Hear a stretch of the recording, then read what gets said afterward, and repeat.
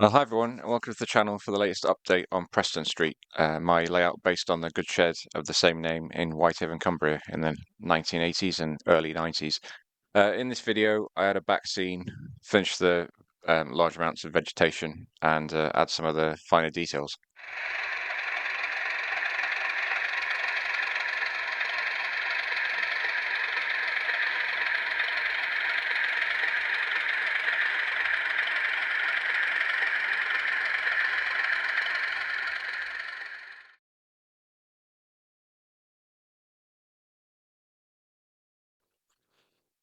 In the last video, I talked about the start I'd made on the grasses and the weeds on the layout to kind of represent the prototype, and I'd done a lot of the sort of near scene area, so that left the area around the hard standing. Sort of model that.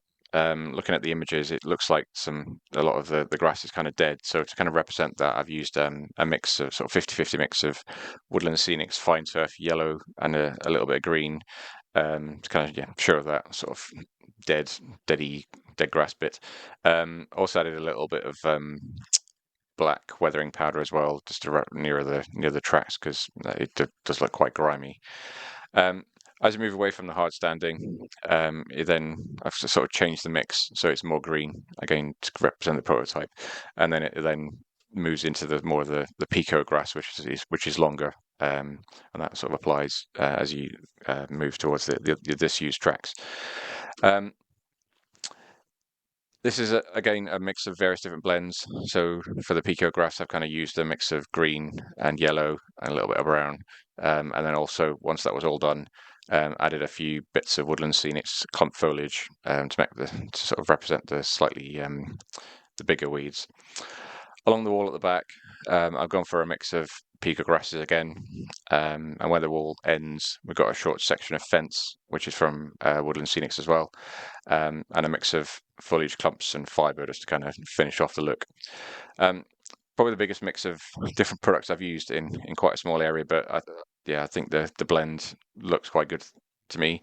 It's not a bad representation of the prototype. I think if I'd done this previously, I probably would have used all Pico grass, but as I said in the last video, the Pico grass is too long for this. I think the Woodland Scenics fine turf is better. It's not too high, and yeah, I think fits the scene quite well.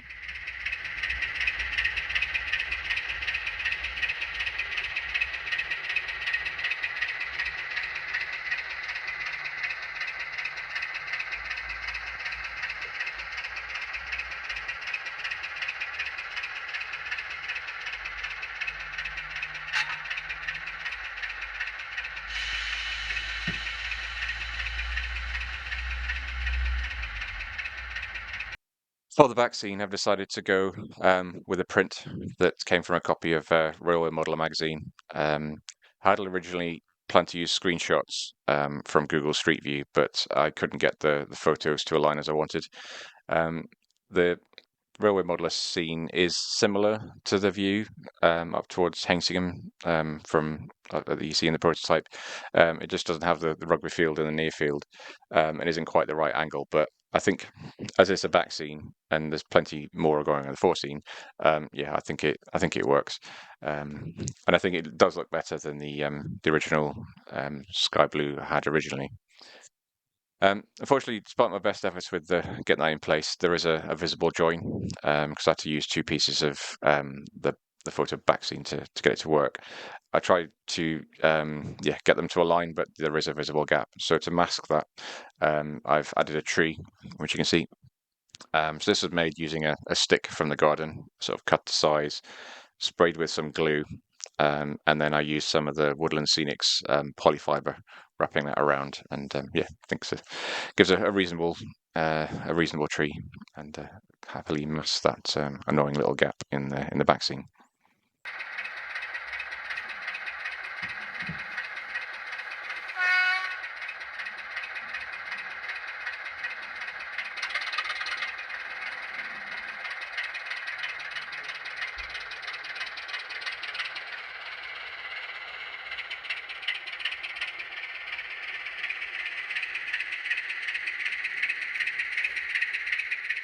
A lot of the photos of Preston Street show loads of wooden pallets piled in various different locations around the yard, depending on which era or which year you look at the photo. Um, and so to model these, I ordered a job lot from West Hill Wagon Works. Um, I did have some ratio ones from a previous build, but they're a bit too big, and they would have cost too much to get the number I needed. Um, the ones I ordered, they're 3D prints, and yeah, they just needed a slight file in some places just to get them ready, but to get rid of the odd sprue. But yeah, otherwise it was quite quick getting them painted. I wanted a mix of shades on the palettes because they're rarely a nice uniform color. And so to get that, I gave them an initial coat of acrylic buff paint. And when that was dry, then gave them a coat of brown wash, enamel brown wash, to kind of give a nice uneven finish. So yeah, kind of show the variations. Also from West Hill Wagon Works, I got these buffer stops, which are a nice variation from the Peco ones I've used on nearly all my other layouts. And these have been painted brown and grey, and then again given a coat of brown wash to kind of represent the rust in this case.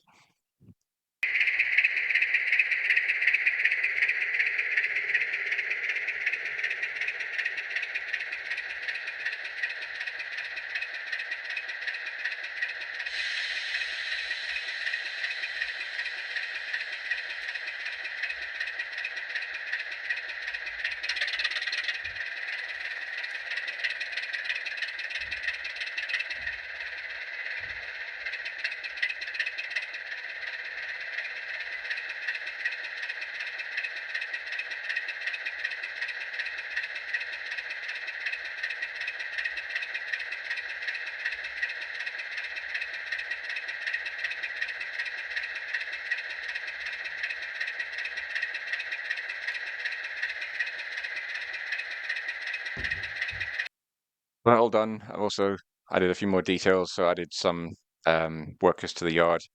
So these are a mix of Graham Farish figures and some random cheap ones I found on eBay that I painted.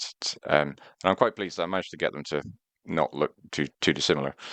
So yeah, I'm quite happy with that. These give the layouts a bit of life, I think, and something to look at when you're not looking at the trains moving around. Um, there's also a few other bits and pieces I've added. So I've got some random barrels. There are some sacks of spent in the goods shed. You can maybe make out in some of the pictures.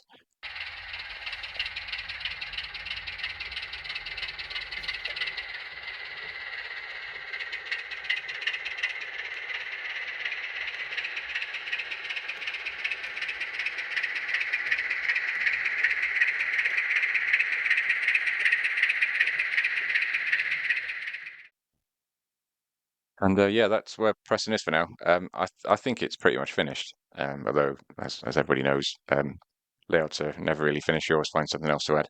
Um, the few bits that I think I might get round to is adding a skip, which appears in a few of the photos I've seen. Um, I might get more pallets. I've got a lot, but I still think to kind of get more of a feel for the area, I think I need more. But for now, I'm going to sit back and play trains. Hope you've enjoyed this short series on Preston Street. It's been a nice sort of straightforward build, quite quick, and yeah, I managed to get what I think is quite a good looking micro in not a lot of time.